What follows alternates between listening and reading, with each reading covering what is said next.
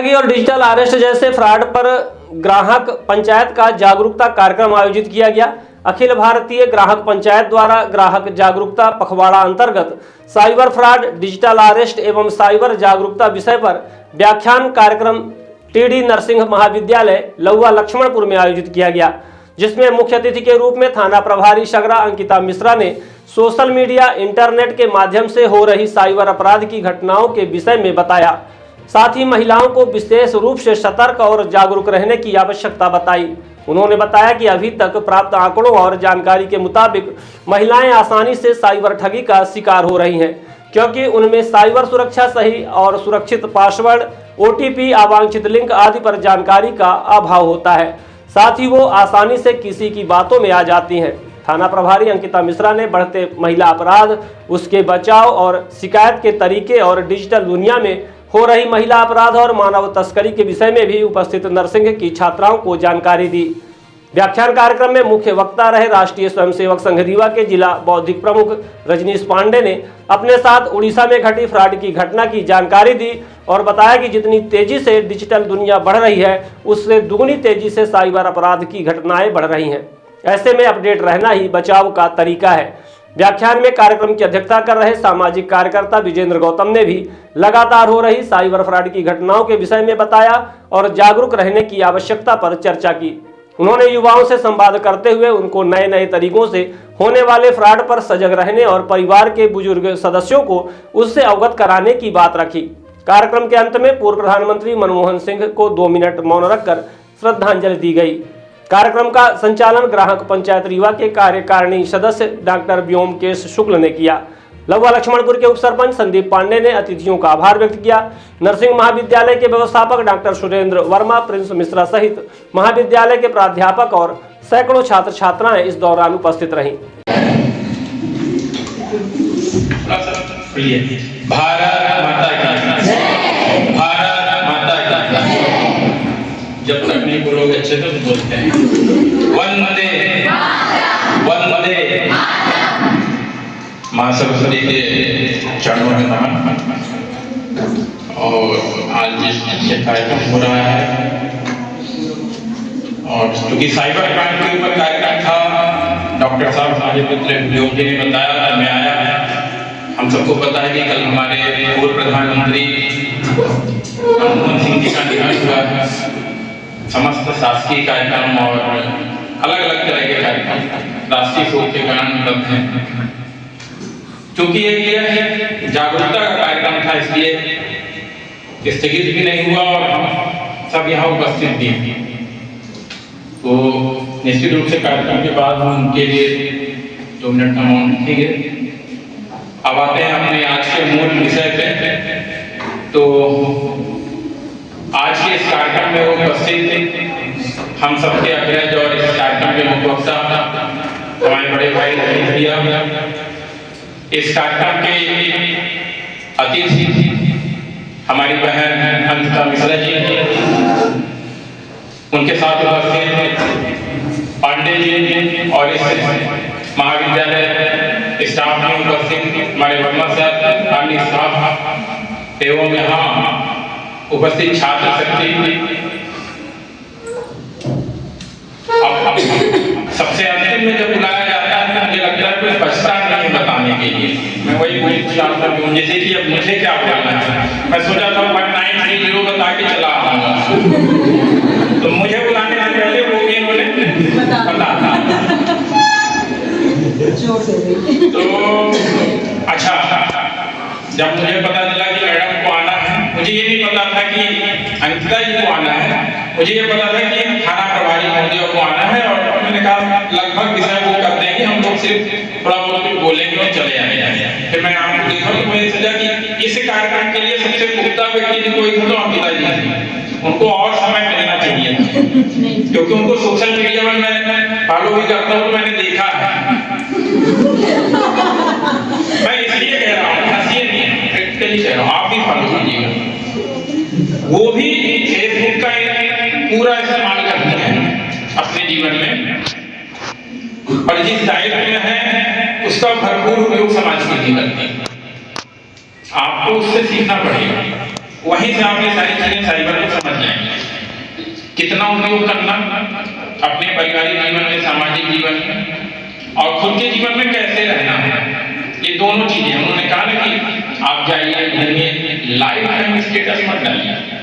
आप घर से बाहर हैं ये आप मत बताइए, आपका परिवार कहाँ है ये आप तत्काल मत बताइए। जो कह रहे थे वो बहुत सहज शब्दों में बताने का प्रयास कर रहे थे, आप लोग समझ रहे हैं। उनका कहने का मतलब ये था कि उतावलापन कम करिए। आपको ऑफर दिखा, आपने क्लिक किया, ऑर्डर किया, ऑर्डर आया, कैंसिल हुआ, आपने ओटीपी दिया, बदला पैसा चला गया। जब हम क्लाइंट के बारे में बात करते हैं, सबसे पहले कोई भी चीज पढ़ते हैं आप, चिकित्सा क्षेत्र से जुड़े विषय के विद्यार्थी हैं, तो आप लोग हर चीज के प्रकारों को पढ़ते होंगे, पढ़ते हैं कि नहीं? हम ऐसे चर्चा करेंगे क्योंकि मैं छात्र राजनीति से आया हूँ तो मुझे आदत ऐसी है बातचीत करने की, तो हम लोग प्रकारों को पढ़ते हैं। तो क्राइम के भी अलग अलग प्रकार होते हैं, साइबर क्राइम है तो उसके भी अलग अलग तरीके हैं, कोई एक तरीका तो है नहीं। कभी लगता है कि कोई मेल आया है उससे हो जाता है, कभी लगता है कोई मैसेज आया है उससे हो जाता है, कभी कोई फोन आता है उससे हो जाता है, कभी कोई डिलीवरी बॉय आता है हमसे ओटीपी देता है उससे हो जाता है। अब एक नया है एपीके करके कोई आपको पीडीएफ आया, आपने उससे ओपन किया उससे हो जाता है। अब उससे भी आगे गया है, आपको वीडियो से शादी का मैसेज आएगा कि आपको हमारे विवाह में आना है, आपने उसको डाउनलोड किया, साफ हो गया। जो घटित हुआ है उसके बारे में आपको जानना है तो डिस्कस कर लीजिए कि ऐसा हो रहा है, ऐसा कुछ होगा, नहीं करना है। +91 से यदि कोई कॉलिंग आती है तो आप मानिए कि भारत के अंदर की है, +91 से बाहर की कोई कॉलिंग है तो समझिए कि वो फिर दिक्कत है। आपके भारत का कोड है +91, आपको पता होगा मोबाइल नंबर जब आप सेव करते हो विधि बताना, बस वही है आपके देश का कोडिंग। उससे जुड़ा कोई कॉल आएगा तो आप इस्तेमाल कीजिए, वरना बंद कीजिए। व्हाट्सएप कॉलिंग आती है उसमें पुलिस विभाग की फोटो होगी, बैंक में, ये सारी चीजें हो रही हैं। कहीं से आप बचोगे पूरी तरह से सब नहीं हो सकता, आप सिर्फ बच सकते हो जागरूकता के साथ, हंसने के बाद भी जागरूकता के साथ बचोगे। इसलिए खुले दिमाग से सोचिए, अखबार पढ़िए, साइबर क्राइम के बारे में कोई केस हुआ है तो उसको पढ़िए, क्या उसमें है, शुरुआत कहाँ से हुई, फिर जाके वो बचाव कैसे हुआ उसको पढ़िए, और रियल टाइम स्टेटस डालना बंद कीजिए। और जो भी छात्राएं हैं उनके लिए भी आप हर वक्त की फोटो डालना बंद कीजिए, क्योंकि आप देख रहे हो किसी का भी फोटो AI तकनीक से कुछ भी बना रहा है। अभी जया किशोरी का आपने देखा, उसकी फोटो आई, उसको बदल दिया। तो हम लोग पहले जाते थे कि कहीं जा रहे हैं, वाटर पूल में गए हैं, कहीं भी गए, हमने मस्ती की, अपने परिवार के साथ ने वीडियो बनाया, किसी तीसरे ने डाल दिया। तो ये सारी चीजें बचानी होगी। सार्वजनिक जगह में कौन सा वीडियो बनाएंगे, कौन सा डालेंगे, कौन सा नहीं डालेंगे, सब चीजों को थोड़ा सा देखना पड़ेगा और अपने साथ साथ दूसरों को बताना पड़ेगा। तो आप, आपका दोस्त, आपका परिवार, आपके रिश्तेदार, ऐसे 10-20 लोगों को तो आप बताइए कि किस किस तरह से क्राइम हो रहा है, क्योंकि क्राइम किसी भी तरीके जो मैं बता रहा हूँ शायद उससे भी एडवांस तरीके से आएगा, क्योंकि रोज नई चीजें बदल रही हैं, तो कुछ भी हो सकता है। इसलिए बचिए। और आपके घर में कोई डिलीवरी वाला आए और बोले कि आपने ऑर्डर किया था और ये आपका पार्सल है, आप बोलेंगे कि नहीं ये मेरा नहीं है, अच्छा ओटीपी दे दीजिए, कैंसिल कर देंगे, नहीं देंगे। जिसके नाम से किसी ने ऑर्डर किया ठीक है, नहीं तो छोड़ दीजिए, बहुत ज्यादा टेंशन लेने की जरूरत नहीं है। अभी ट्राई ने कहा है सारी टेलीकॉम कंपनियों को कि कॉलिंग से पहले फ्री कॉलिंग में और कॉलिंग में एडवाइस जारी होगी, तो आप लोग फोन लगा रहे होंगे तो आपको कॉलिंग में सुनाई दे रहा होगा साइबर क्राइम को लेकर के। तो ये सारी चीजें चल रही है, लेकिन अवेयर रहिए। और अपने शिक्षकों से भी बात करिए, हम लोग तो कह भी रहे हैं कि कॉलेज कैंपस में इस पर कभी निबंध हो जाए, कभी कोई पेंटिंग प्रतियोगिता हो, ऐसा कुछ कार्यक्रम भी होना चाहिए। इससे क्या, जब इंसान लिखता है या कुछ करता है या बनाता है या बोलता है या समझाता है तो वो ज्यादा जागरूक हो जाता है, ध्यान चीजें आ जाती हैं। जैसे मोबाइल में नंबर बताया, ऐसे और दो चीजें, इसका कोई स्केच बना के आप अपने कॉलेज के कैंपस के नोटिस बोर्ड में, दीवार में कहीं भी आप लगवा दीजिए। ये सारी चीजें जब दिखती रहती हैं लोगों के ध्यान में रहती हैं, तो ये सब करिए। और उससे दोनों चीजें होंगी, लिखने का भी आएगा, आप कुछ लिखेंगे, अपने विचार आएंगे, पेंटिंग बनेगी, तो कार्यक्रम भी होगा। तो ये सारी चीजें हैं। और मुझे लगता है आपको सवाल पूछना चाहिए था, तो आप लोगों ने कोई सवाल पूछा नहीं। दो चार लोग कुछ जिनके मन में हो सोच लीजिए, मैडम बैठी हैं तो पूछ लीजिए, क्योंकि मौका कम होता है। मन में होगा ये 100% है, पूछ नहीं रहे इसलिए पूछिए। यदि नहीं पूछ रहे हैं तो वो भी आपके उम्र में बहुत कमजोरी है। यदि आप पूछ नहीं रहे तो मतलब आप लोग जागरूक नहीं हैं, और जिस फील्ड में आ रहे हैं उसके लिए बहुत जरूरी है। यदि आप लोग जान बचाओगे जाके किसी में, तो सवाल जरूरी है, इसलिए आप लोग पूछिए। तो इसी के साथ आप लोग खुश रहिए, और क्या कहते हैं कि जीवन को खुश रहने का कोई रास्ता नहीं है, खुश रहना ही एक रास्ता है। जीवन को किसी चीज से खुश नहीं रख सकते, इसलिए खुश रहिए, वही एक रास्ता है किसी भी कीमत पे।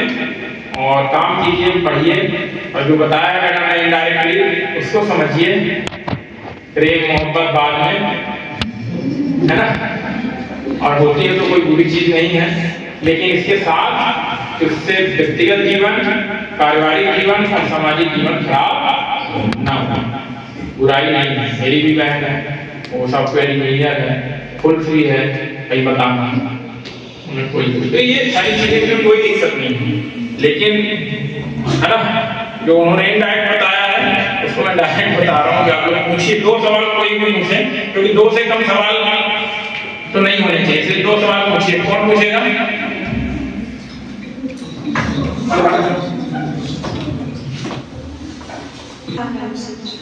मैम, अगर जैसे 100 नंबर पे हम कॉल करते हैं तो क्या वो सत्रह थाना में ट्रांसफर नहीं होती कॉल?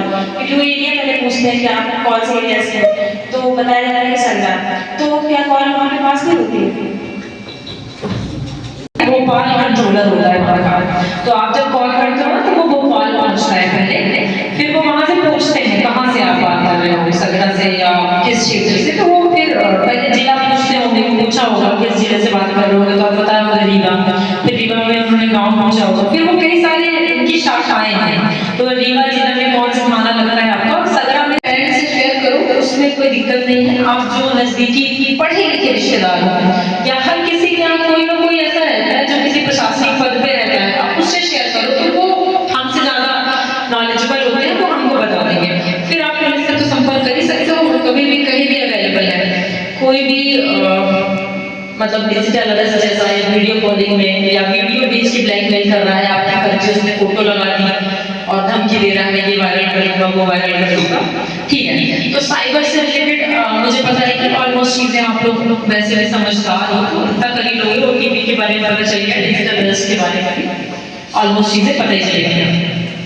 दूसरा एक मैं आप लोगों का थोड़ा सा ध्यान आकर्षित करूंगी एक चीज है महिला सुरक्षा संबंधी, क्योंकि आप लोग अभी सब 20-22 वाले ही होंगे ना लड़कियां, तो हाँ 24, ठीक है।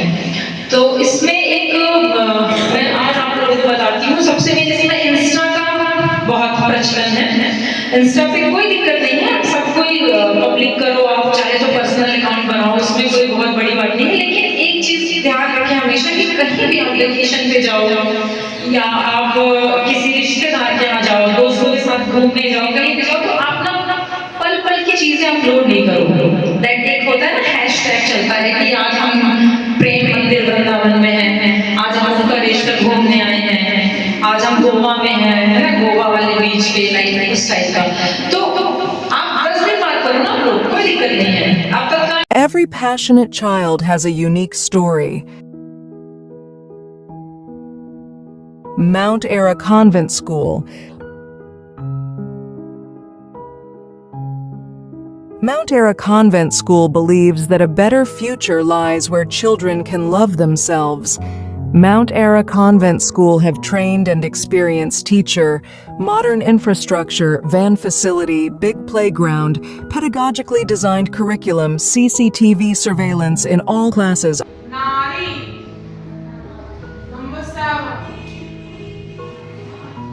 Classes are available from nursery to 8th in English medium. हमारा पता है mount era convent school, SF ground के पास, वार्ड क्रमांक 44, होमगार्ड ऑफिस के सामने। हमारा नंबर है 99 0 73 17 81 7